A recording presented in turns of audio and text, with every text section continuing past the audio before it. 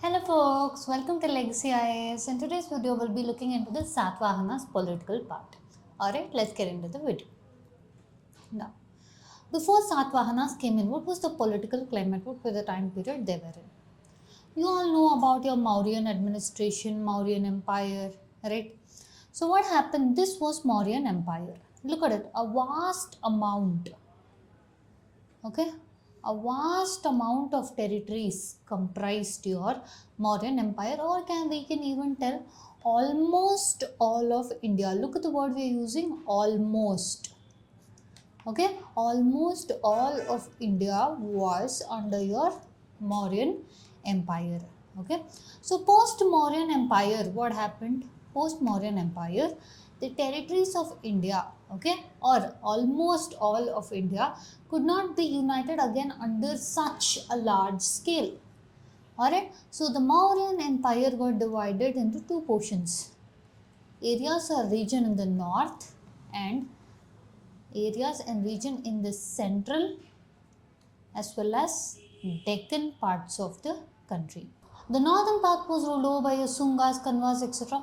Whereas in the central or Deccan region, that is from here onwards, okay, this particular region did not see emergence of any strong dynasty or empire, rather saw, okay, smaller kingdoms or smaller powers. 100 years later come to this zone is your Satavahanas. Okay, this is the existence of your Satavahanas. Alright, now look at this. In the north, the Mauryan rule was succeeded by your Sungas and Kanvas.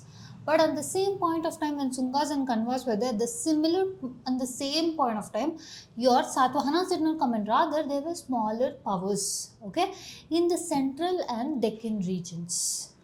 Post 100 years of your Mauryan rule, in the Deccan as well as the central zone comes your Satavahanas. Okay, initially now if you look at Satavahanas, the first zone under their control is somewhere around your modern day Madhya Pradesh, Maharashtra. Okay, initially this was their zone of control. Slowly it extended to your Karnataka regions and slowly it extended to your Andhra Pradesh regions.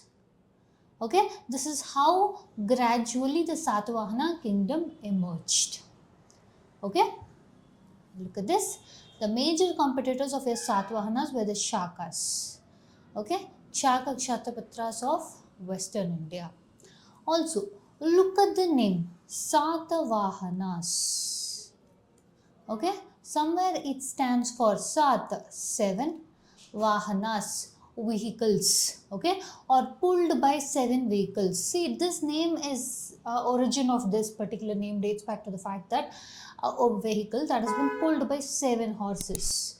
According to Hindu mythology, a vehicle that is pulled by 7 horses represents Lord Surya, okay, whose vehicle is pulled or his Vahana is pulled by 7 horses.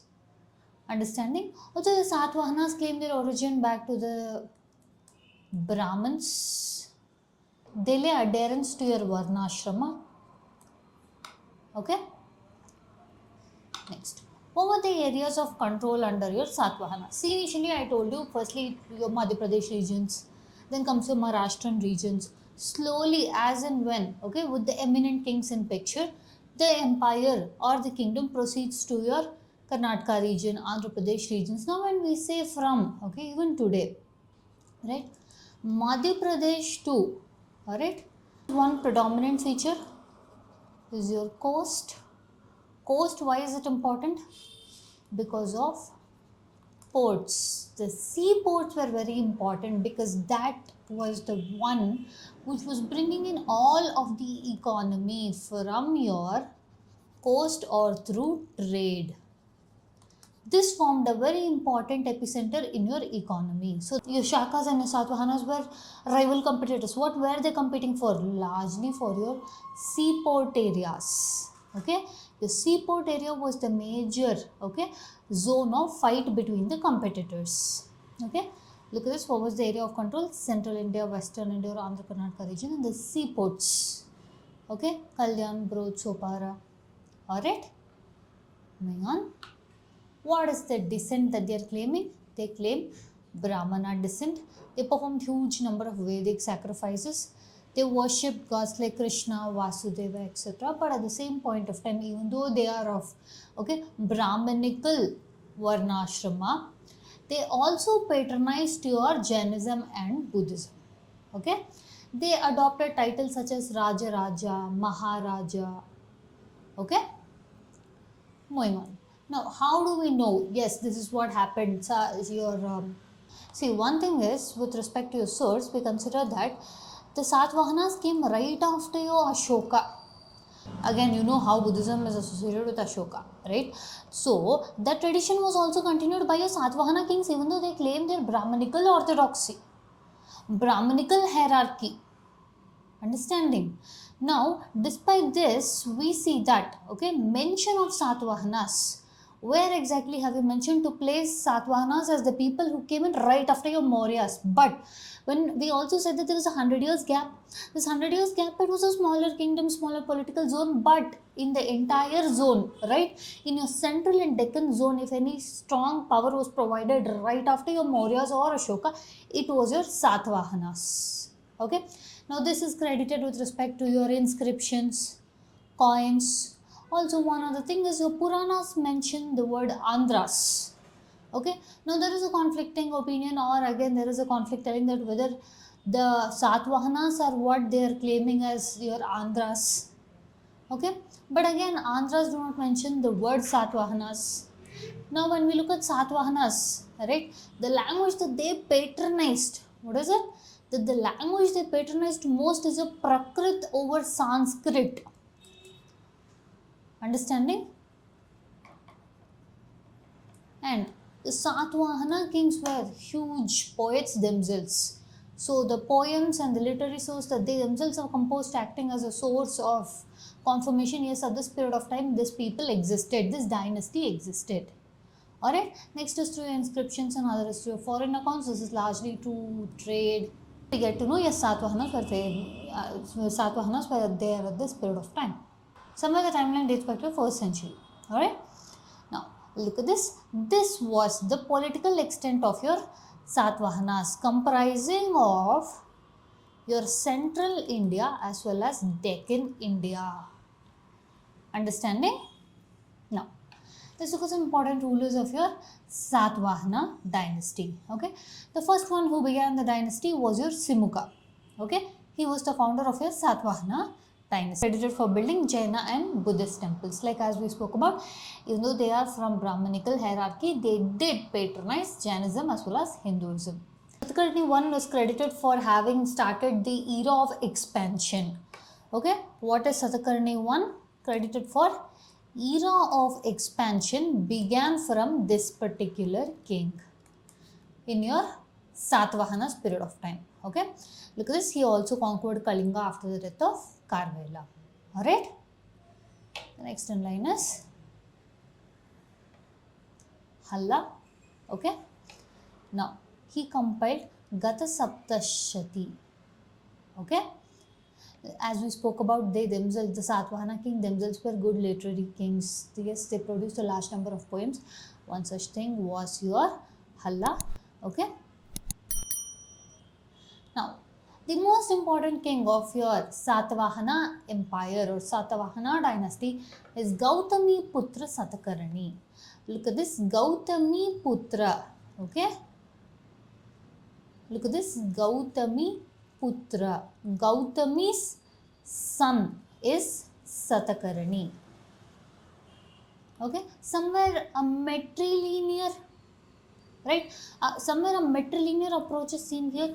Generally, it is usually in a patriarchal society that we are, father's name or father's lineage or their caste takes the predominance, but here the matrilinear maternal side is focused more.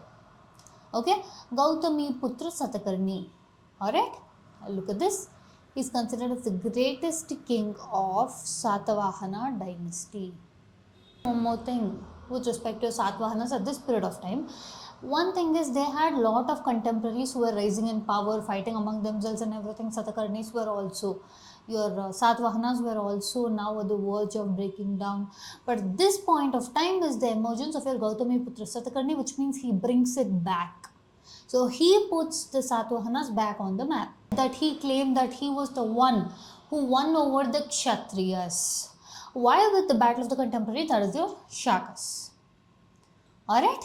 One thing with respect to Gautami Putra Satakarni is he did perform Vedic sacrifices, and also he did not permit, okay, people going out of their varnas, right? But the next in line, your Vashishti Putra Pulamayi, okay, this is also a matrilinear name, right? Now this also, okay, falls under your similar lineage of your Gautami Putra Satakarni. His son is Vashishti Putra Pulamayi. One thing very specific with respect to Satavahanas is they started minting coins with their figures on it. Okay, this is your Vashishti Putra Pulamai. Okay, one last thing is their coins had the depiction of ship.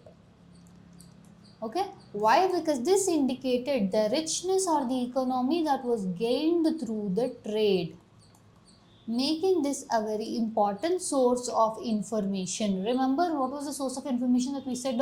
For example, these coins act as a source for us to tell that yes, at this period of time this was considered important. Okay, so at this period of time, sea, navigation, trade, ship, economy, this was considered very much important for the economic generation for the Satavahana dynasty.